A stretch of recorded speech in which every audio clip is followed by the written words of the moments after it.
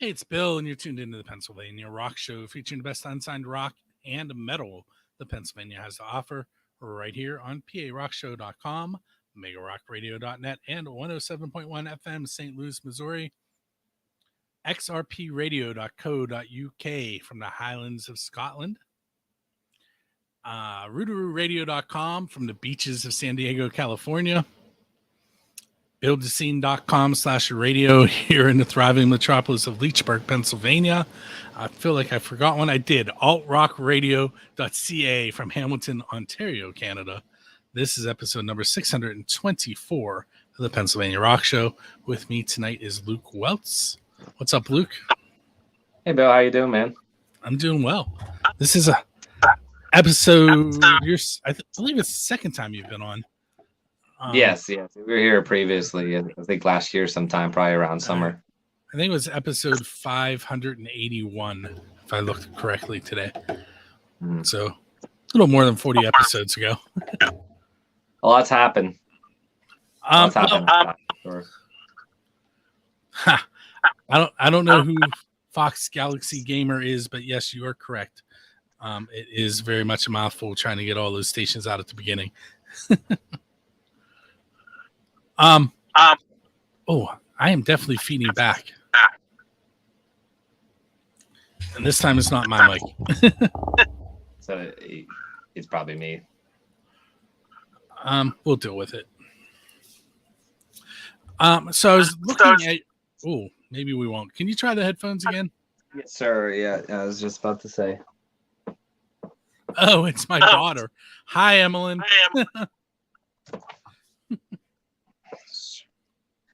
These old ass headphones from the 90s.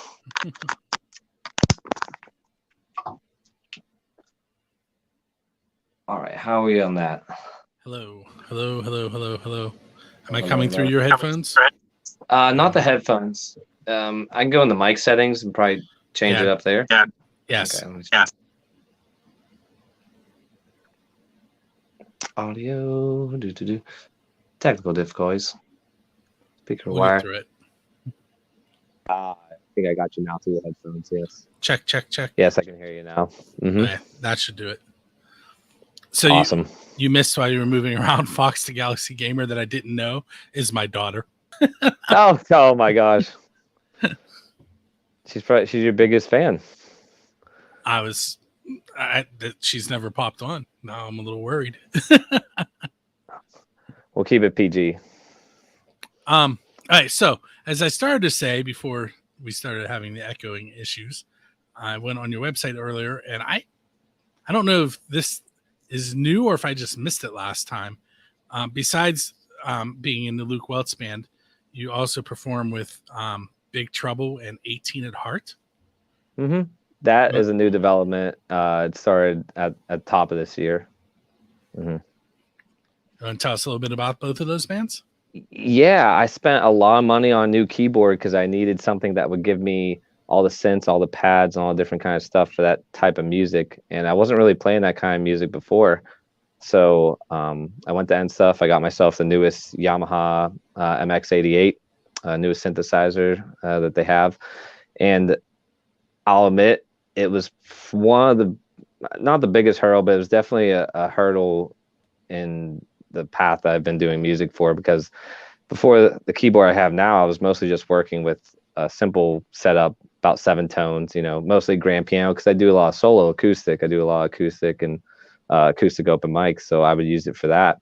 But then, they had requests of things to play that were a little more above what I was already doing. So I kind of took that next step, got the new keyboard, and started learning how to use synths and organs. And I feel like really becoming a keyboardist, because I wouldn't really call myself one before that. And that's what you're playing in those two bands, correct? Yes. Yeah. Big Trouble's fun. They're a party band, and 18 Heart is kind of a lot of 80s, like Still of the Night, Journey, Def Leppard, a lot of kind of stuff that has that 80s synth sound to it. And I got a lot of knowledge from just playing that kind of music, and I reached out to some guys who knew a little bit more than me to help me pick the right equipment and get myself set up to do that, because I saw his opportunity to grow as far as a musician, and I'm really glad I did, because now I've taken all that stuff from what I've learned with the other bands and brought it back to my group and added it, and it's made some really cool stuff with the originals and what we do for covers. You also mentioned In Stuff Music there. Those guys are great. They're terrific. I mean, they give you the right price. You can get it that day. I don't, when it comes to music equipment, I don't order online. I don't know how anybody can just wait that long now with shipping and everything. I'd rather kind of get it in my hands and take it home. There are quite a few local musicians that work there. Some of them are my neighbors. And in your band. Right. Yeah. It's a great store. I really wasn't introduced to it before Joey, and now that's really my spot for everything. Because I mean, I live in Latrobe, so the best thing we have right now is Vitones, and I don't know if you've been to Vitones, but selection isn't. I'm not dissing on them. There's good people that work there, but as far as the selection goes for live music, it's a little limiting. My experience with them, I'm not a musician, but I work with musicians almost daily. I put on a benefit show years ago, and I went up there to rent lights, and they gave me 4 sets of trees and charged me for 1, which was awesome. Beautiful. Just renting, but even still, like they were up to help, which was awesome. I've never rented, but it's a great resource to have, because I know we had a show probably about 2 weeks ago at Greenhouse Winery, and we needed 2 mains, and we had them that day and got rid of them that night. It was very easy. It's a new way I'm probably going to look into getting sound system as far as for shows and stuff like that. I'll make sure the doors are closed here. Never mind, I'm not going to say it. Hi, Emmeline. So you have 3 singles out, and I think the last time we chatted, we played one of them, but you're many mixes through it at this point, and so I actually am putting on the show notes. I'm linking to your latest or your popular songs on Spotify, which just happens to be those 3 singles, which was awesome. That worked out nicely when I grabbed the embed code. What did I ask you the pizza question? No, I don't believe so. No, I haven't Okay. heard that one. So in November, was it 2 years ago at this point? No, it would have been last November. I went to a show. The first show I went back out to photograph, and there's a band from Michigan called Vaz, and they were excited because the venue bought them Vocelli's pizza, and I kind of said, well, Vocelli's is good. We get it all the time, but being from out of state, I feel like they should have got you like a mom and pop's place, and that turned into this question, which is, what is the best pizza that you've had because you're a musician, either on your way to a show, at a show, or on your way home? At first it was Joey-O's, and now it's Yinzer Valley Farm in Mount Pleasant. I've been doing a lot of gigs there as far as their Bloody Mary bars and open mic now I have there every other Thursday. And their pizza is rich, it's filling, it's thick. It's the best in town. I mean, it's as far as pizza comes, it's my favorite. I always tell people don't get too much, because you'll eat 2 slices and you'll feel like a bloated whale. You know what I mean? So is Joey-O's is in like Greensburg, right? Yeah, they have a Greensburg location and a Latrobe location. When family would always come back from out of state, that's where we always went growing up. So it has some memories there. But recently I just had to get one from Yinzer because I was in a pinch and I was super hungry, and it was the best. It was a lot better than I thought it would be. I didn't know that they had so many different toppings. They do. I think I got white pizza with both green and black olives, red onions, minced garlic, and it was really good. It was a solid pizza. if what is a non-standard venue that you would like to play at? Like Metallica played in Antarctica and Kiss played in the ocean to sharks. What is somewhere where people wouldn't think of? People wouldn't think of. I guess the White House, because everything going on right now. I wouldn't want to play in the White House because there'd be too much political tension right now. There's definitely a lot of that going around. Yeah. Let's see. I know I asked this question, but your answer may change. Who is your Dave Grohl? In other words, who do you want to go up on stage with and play one of their originals? Oh man, I'd say probably Fubar or Black Ridge. I'm not sure exactly what song, but I just know those bands bring it. Like they really bring it. They have a lot of energy and they have just a lot of spunk to them. I mean, they're the front man for Black Ridge is great to watch, and Fubar has like, you know, how many horn players a show, and you got Jake Hirsch, who's a good friend of mine. Be good to play with him too. See, now I'm gonna have to play both of those bands on this episode. Yes, they're both very good. Paul there's two Pauls. Paul, the lead singer in Black Ridge. Mm-hmm. He showed up when I used to do the show live here with a full electric band, and the rule was that we only do acoustic. And for a long time, I held a slight grudge, and my wife held a really big one. But what happened after that night was I realized we could do electric, and then all bets were off then, which was why my wife's grudge was a lot bigger because every week there was a band playing electric in my living room. Oh my gosh. Yeah, that's something to think about, having your me and my woman are talking about, you know, when we buy our first house, having maybe the business kind of separated from the house. I can just see it getting on our nerves, or, you know what I mean, just being too much in the way of what's going on at home. I mean, I'm still sitting in the room that he played in, but no more live bands here. Yeah, I don't think I've ever seen Paul do acoustic. Does he do acoustic? Oh. Yeah. Usually just live. I think last time we played a festival with them was last year for E Train down at Homer City.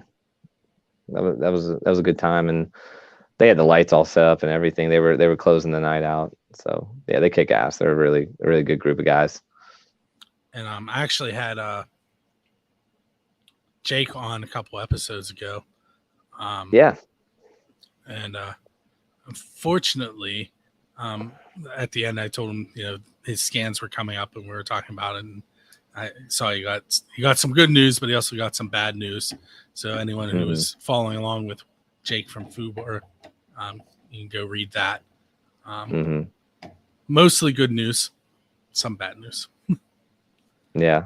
I just read a post from him the other day, kind of give his update. I mean, the best you can do as a friend is just pray and hope, you know, they get through that and come out the other side, and, you know, retain their health and everything like that. It's just like a family member, you know.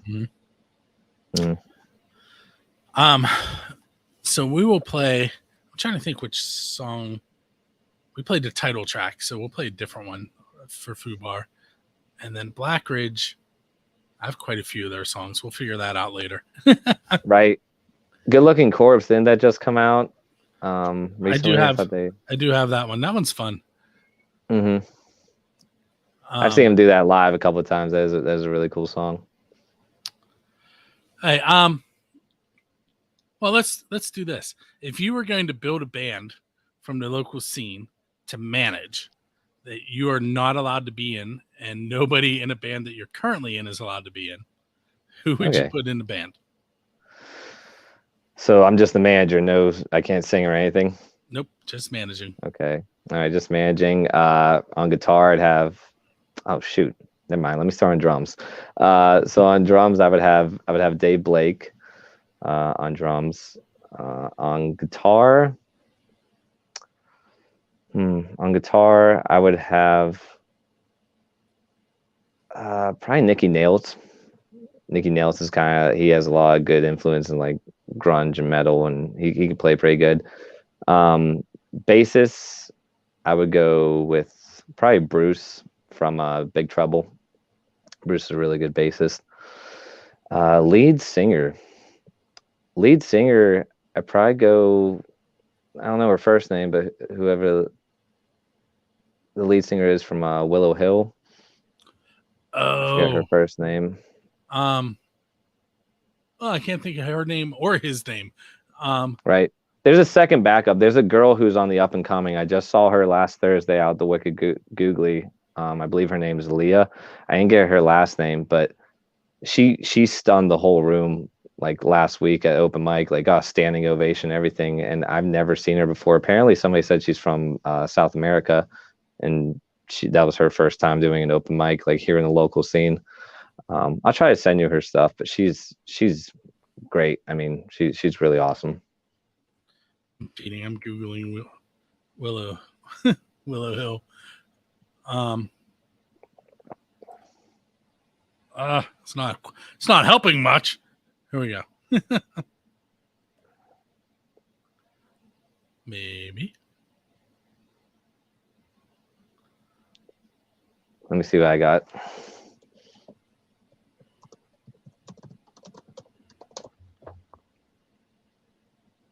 It's good that we both have our laptops here.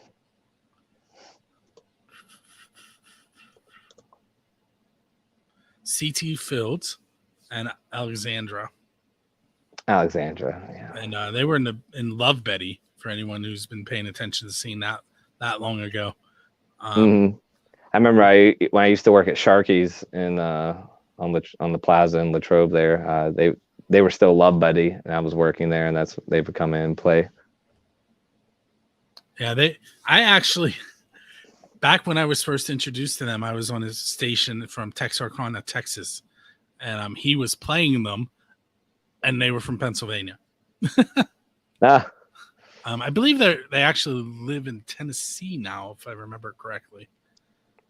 Yeah, I think that move happened pretty recently, but they still, I know they just played Greenhouse Winery recently. They still do a couple local scenes around here. Let me think.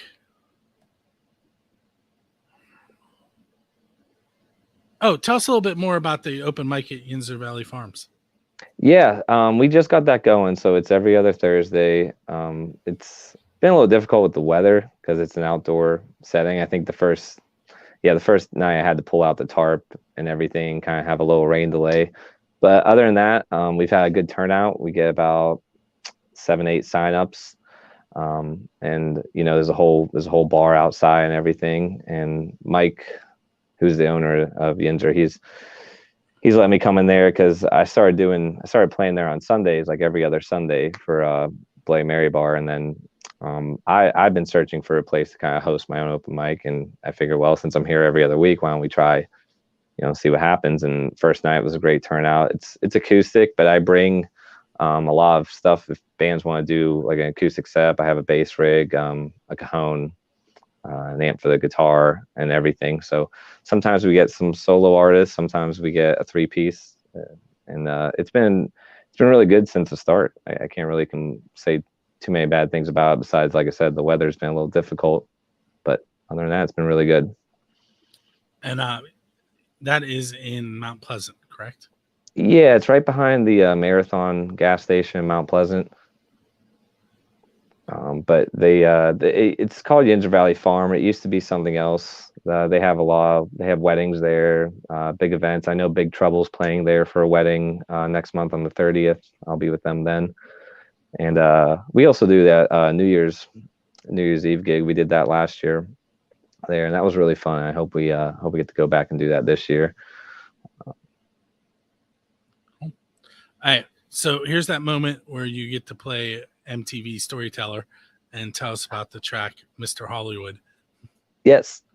So Mr. Hollywood was basically based on one of the nights I was staying at Mr. Toad's in Greensburg, and I'm watching an open mic go down, and there's a person who comes in there and they start setting up their equipment and everything, and you know, before the music even gets going, before they start playing, you know, they want more monitor, they want their own amp with their own mic. They want everything really customized, like for their set. And I'm sitting there watching this guy kind of like overwhelm the host a little bit with the requests and everything he wanted. I'm kind of sitting at the bar. I'm like, does this guy think he's Mr. Hollywood? And then that's where the song kind of started. I kept that phrase in my head, and the lyrics and everything came from that song. It's a song about looking good, you know, getting what you want, and kind of calling yourself Mr. Hollywood. So, All right. So what we're gonna do is we're gonna take a moment and we're gonna listen to Mr. Hollywood, and we'll be right back with Luke. thank you. And for those of you watching the live video right now, if you didn't know, you can interact with us. Just make a comment on the video and it'll pop up on the screen. For instance, apparently my daughter is watching earlier. You can see in the video now it says, "I am your child." I do see that. That's hilarious. It didn't even click. The fox should have gave it away. But anyway, she's an animal lover and fox is her favorite animal. Anyway, so what we're going to do, we're going to come back as if we were just listening to Mr. Hollywood, and I'll ask a couple more questions, and then I will let you be on your way. All right. Okay, that was Mr. Hollywood by the Luke. Is that one by Luke Welts, or is that by the band, Luke Welts Band? How does that work? We're going on as Luke Welts Band. It's been, it's a little difficult with the advertising, but I only really advertise Luke Welts for like solo shows or if I'm guest hosting or anything like that. But as far as the music releasing and what's going to come out from my end, it's going to be with the band. So it's always going to be Luke Welts Band when we release music. Cool. Do you want to mention who else is in the band? Yes. So there's recently been some changes. I know you mentioned Joey earlier in the show. He is no longer with us. We have Anthony Farine, who's our lead guitar player. Our drummer Nate Figler. He also drums for Truckster. And our bassist Brad Stagehar is his last name. So we got Brad Stagehar on bass, Nate Figler on drums, Anthony Farine on the guitar, and then I play keys and do, and the vocals. And Nate and Brad also do backing vocals. So there's been some adjustments, in since last time we talked. So we definitely have some new members, and we've been working out a lot of the stuff that we need to for the shows we got coming up. So cool. Speaking of shows that are coming up, since you mentioned it, what do you have scheduled? A lot of solo stuff. I mean, this week I'm in Johnstown at the Fifth Pub from 9 to 11. Then this Friday I'm at Sobel's Obscure Brewery in Jeanette. Our next big show as a band, we are playing July 9th down for the Twin Lakes concert series. We're going to be opening up for a member of the Hawkeyes. I'm not sure if it's the Hawkeyes or if it's just the lead singer, but we're going to be opening up them July 9th from 6 to, I believe, 6 to 7. And then our next big festival, we have two festivals this year. There's that one I just mentioned, and then we play Latrobe Battalion Festival. That's going to be September 10th from 12 to 3. And then in between all that, there's a lot of solo stuff, a lot of acoustic stuff, a lot of open mics. Because what's been going on, like when you're going through like a revamp and kind of like a new energy and new members, you don't want to overwhelm your plate just so that the music's tight, the set's tight. So our gigs as a band are kind of there's few and far between, but we're just kind of right now focusing on the quality and stuff. So that makes sense. I threw up the website on the video, lukewelts.com. There is a whole list of shows there, including there's a lot of stuff. acoustic. Yeah, there's a lot of solo stuff. And usually Anthony accompanies me on a lot of that stuff, my guitar player. He'll be playing with me this Friday. We've been actually really working on a duo act together with just keys and acoustic guitar. So, and then that translates to the band, and it really kind of just helps everything. Cool. Mm-hmm. If you could, if you could hop in a DeLorean and go back in time and watch any band play live, in history of the world, what band are you going to go watch? Oh man, probably. I would say I'd probably go back and watch the Motley Crue in like '85. Just to see like Motley Crue kind of in their prime. They're a great band.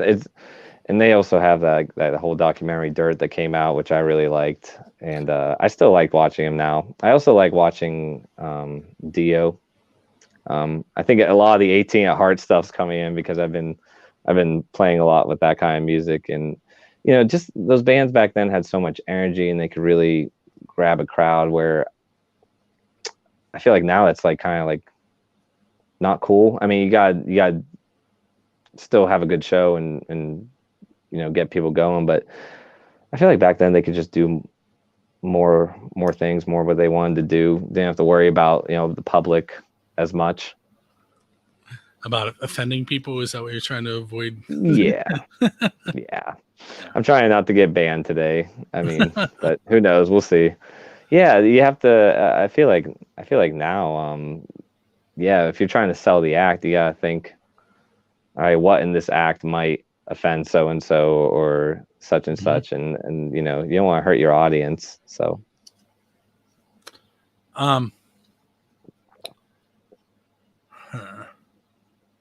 what are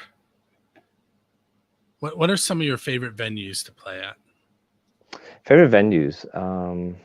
I mean, of course, Yinzer, but that's a given. Strange Roots down when we played for Millvale Music Fest. We played down at Strange Roots Ale House, and that was really cool. I really like that a lot. The Fifth is always a great venue. They redid the whole inside, and it looks great now. That's in Johnstown. Other than that, I like new venues because a lot of places I've been playing this year, I've been with them, for a good bit of time. So. Like 1700 Penn Ave is a great one too. That's near the Strip District. That's a really fun venue as well. So I'm kind of in the same boat, even though I'm not a musician with the photography. I've been going to a lot of venues that I've never been to and discovering a lot of cool new venues. Yeah, that's kind of that's part of the fun. It's part of the travel with everybody and everything. Like when you say what's your favorite venue, it's like, I have my venues that I like now, but whenever there's an opportunity to play somewhere else that's new and nobody knows who I am or knows my music, it's really exciting. I get excited because it's just like I can't wait to show people what I've been doing for the last how many years of my life. This past weekend, I went and photographed a band at their very first gig. They're called Black Forest Ham. It's J. Roger Davis, for anyone who knows that name. But they were playing at Paradise Park, which has been around forever. And it's only like 40 minutes from me, but I never knew it existed. And it's basically, there's a covered pavilion, a huge pavilion. There's a stage under the roof. And there's a pavilion next to it with vendors. And then there's a food vendor underneath the pavilion. And there's a kids area. Wow. It was awesome. It's Paradise Park. It's in Collinsville, Pennsylvania. And a lot of history. Like if you go and read on their website, there are a ton of older country stars that had played there back in the day. So very, very cool place. I wish I would have known about it earlier. Yeah. Are you going back anytime soon, or? I mean, if I see a band that's playing there that I'd like to go see, yeah. Yeah, for sure. Do you have any photo shoots coming up for bands or anything like that? I have on July 1st and 2nd is Gigaroo, which is a Rock for Life benefit concert.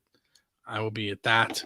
I was supposed to be at JB's Roadside Bar and Grill on the 9th, but that show got canceled. And then August 5th and 6th for another Rock for Life show. August 25th at Jurgles for Right Turn Clyde. Oh yeah, I'm sure I'm forgetting some in there, but that's off the top of my head. Yeah, I know it's a different preparation, like for a musician. Like you gotta make sure you got enough water, enough food, all that kind of stuff for shows. Is there anything you do to like prepare for a long day at work or for shooting for bands? For the Rock for Life shows, those are usually 2 days, and it's like 5 to midnight on the first day, and then like 2 to midnight on the second day. Wow. For that one, I make sure that I have a beach chair with me because that's a lot of standing if you forget it. There's always vendors there. I'm actually considered part of the staff, so if I get in a bind, I can go. Like they have like a green room area with food and drinks. Nice. I usually try and support the vendors, but yeah, if I'm in a hurry or out of money, then I end up in the green room. But the one thing that I've learned quickly is to make sure I bring change, because bands usually have bigger bills with them because they got paid bills. Yeah. And I was at one venue, and I'm not going to throw out the name because I don't want to burn any bridges, but I needed $5 for change. And I'm like, I'll just go get a Pepsi. Well, the Pepsi was over $5, and I still didn't have $5. Oh my gosh! And it's an awesome venue. I would go there again.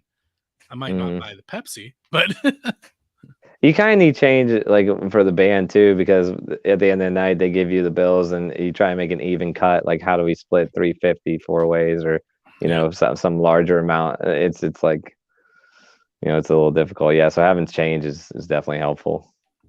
Now this last show at Paradise Park, I didn't have a camera, so I had to borrow a camera. So part of the prep for that was I had to drive to another photo shoot and get a camera from Jonna from First Angel Media, and then drive the other way to get to the venue. But did you just freeze on me, Luke? Wow. Oh no, you didn't. A little bit. Yeah. But I understood what you're saying. You had some cumbersome experience trying to get your camera for the show. Yeah. And I actually just drove it. She actually, not many people know this, but she is a huge part of Pennsylvania, Pittsburgh scene, but she doesn't live in Pennsylvania. Oh, wow. From the outside. It's not far enough away to worry about it, but so I took her camera to someone else's house so that when she comes back to do photos on Saturday, she can swing by and get the camera. So this nice. Been a whole loop of, and while I was out there, I took my camera that broke to a camera repair place. Wow. Do you carry like a wide arsenal with you, or do you usually just have like one? So what I'm hoping, is that they fix that camera and then I'll have 2 of them, because I was only using one. And actually the reason that I'm doing Right Turn Clyde on the 25th at Jurgles is because I went to do a show with them and I was getting my camera dialed in on the opener and it broke, so I didn't get any photos of Right Turn Clyde that night. So thankfully they're willing to give me another shot. I have done photos for them before. So hopefully the fix for this camera isn't too expensive, and then I'll have a proper backup. I had another camera with me, but it didn't do so well in low light. So, yeah, you always gotta have a backup. Kind of like having more than one guitar and yep, and extra strings and that bag full of chords. Yep. Yeah, you gotta have more chords than you can think of, and then by the time you get to a gig, you're like, oh, I have 3 50-foot XLRs I don't need, or something like that. But, Too much is never a problem. Same idea. hopefully, it's not too expensive of a fix, and then I'll have two good cameras and that one that didn't work so well in a low light, which is what I used to use all the time. And everyone's like, if you had a better camera, these would be great. Well, they were right. Wow. And What's your brand? What's the brand you stick to? I have Canons now. I Mhm. have Canon. The other one, the one that I'm using as a backup is a Fuji. Okay. It will shoot in manual. It just doesn't have high enough settings to, like, when I'm using my Canon at a show, the ISO is usually between 2500 and 6400, and the Fuji Mhm. only goes up to 1600. Oh So wow. so Yeah. it couldn't pull enough light in. Yeah.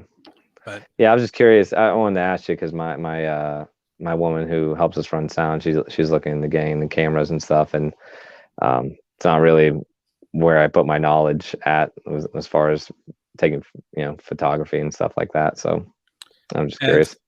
Canon, a lot of the people that take photos for First Angel Media either have Canon or they have Nikon. Hmm. There are a couple other brands, but those are what our group uses. Hmm. So I've shot both. The first time I used a good camera, it was a Nikon. It was Raina Pellis, who's part of First Angel Media. She's like, "Here, try this," and then the camera that broke was actually given to me by Jonna because she saw those photos and she's like, "We need to get you a camera," and she gave me her. Yeah. She's like, "These are great. Your other camera is terrible." That's hilarious. So I literally just got my replacement camera yesterday. Nice. And then took the one that was broken to what's it called? Bernie's Photo Center, which is in Pittsburgh. Yeah. Yeah, especially this time of year. I'm sure with summer you got a lot going on with that, so you gotta have the right equipment. Mm-hmm. And the model I'm using is an older model, which is good because they're not as expensive to replace when you buy them used. Yes. But anything to save a buck nowadays. But anyway, that was a big tangent. Yeah. I was honestly just curious because, like I said, I have a person close to me that wants to start doing it. I was thinking of something I could ask you, give her some information on. Yeah, have her message me. I will. And yeah, if I don't know the answer, answer, a lot. I'll put her in touch with somebody else at First Angel. Okay. Yeah, that'll work. But so let's see. We did shows. Yeah. Wow. Now I got to come up with a question to ask you to go out on. Oh, you were doing a podcast. Is that still happening? Yeah. So, no. Long answer. No. We, like I said, with new members, like we were doing a lot of practice and recording and stuff at my old drummer's place. So right now it's kind of it's dormant until I can get set up. I'm actually in the process of moving right now. Like I'm living in a storage unit basically. I have 2 bedrooms, 1 kitchen, and one is basically just full of boxes, and everything is like the mattress, the TV, everything's all in one room. So I'm moving next month. Once I get into the new place, I do plan to have a whole new revamp with the podcasts and do everything like that. I recently just got out of student loan debt, so that's been very exciting, and now I can actually put the money I want to. Yeah. Oh my gosh, it took me. I had 34,000 to pay back in 2017. That's when I started that whole process, and it was just hard to really get an edge up with what I wanted to do with my business. And now that I'm finally over top of it with the podcast, with the band, everything's going to have, the right equipment and stuff without, the worry of, will I eat this month or this week, right. Or will I have the rent by the end of this month? Like I am so happy that is, that is totally off my back now. And I can I can do it, and with the podcast, I guess when it comes to just the podcast, I always wanted to bring it back to my home. I always kind of found it difficult having to drive somewhere and having to do the whole meetup and then take them to the studio and then drive back at night. Like, we're going through technical. There we go. Yeah. But yeah, I've always wanted to bring it back home just so I can have more control of it, and also just make it a little bit more personable. Good friends of mine do a podcast. I wouldn't mind cooking them dinner or something like that. So I feel like it's a little more. I feel like it's just easier that way. Less middleman, less in between. If I want somebody over, shoot them a text, say, hey, come over to my place around 5 or 6, and then we're good. So it was just becoming a little cumbersome having to get everybody to a gas station and drive them to the studio and then record, and then they would leave. I'd sit there, watch my guy edit it, and then drive home at night. You know what I mean?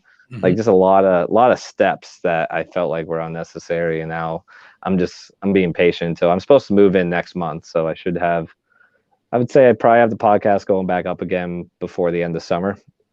And that's just because I have to find, I've been doing a lot of research, just trying to find what exactly I need as far as microphones and setup goes and everything. So I have the room, and I have the spot for it. I just need to find what I need to get.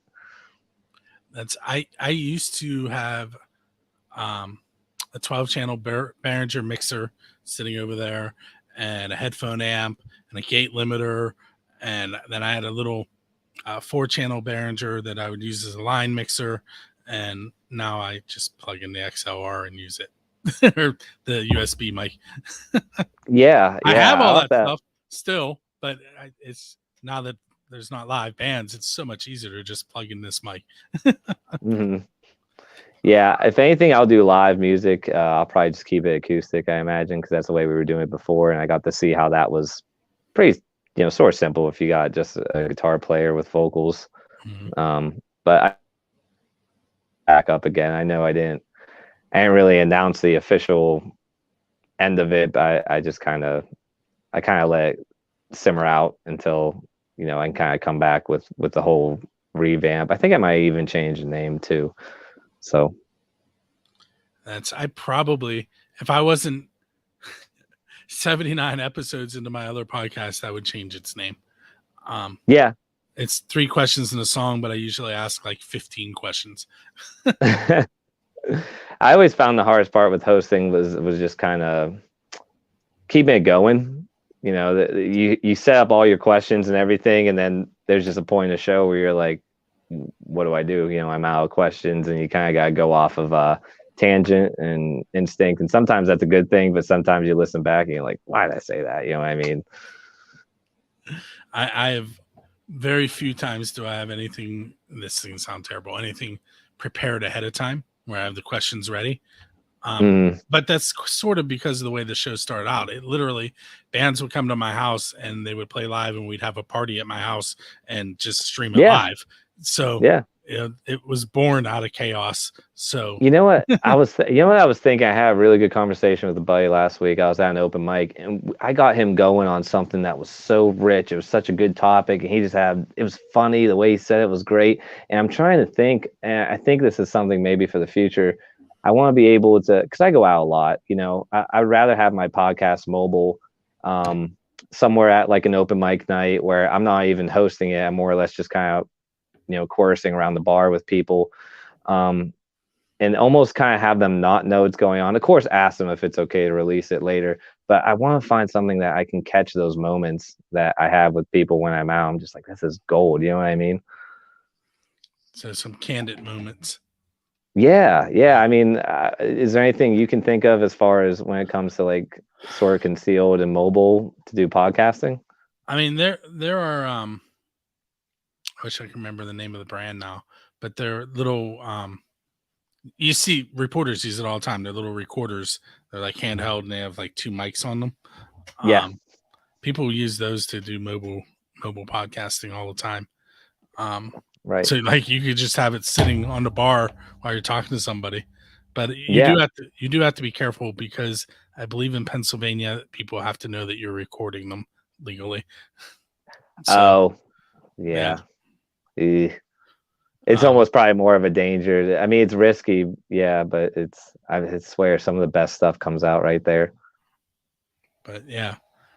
But hey, I want to thank you for hanging out with me tonight, Luke. Yeah, thank you, Bill. I appreciate it very much.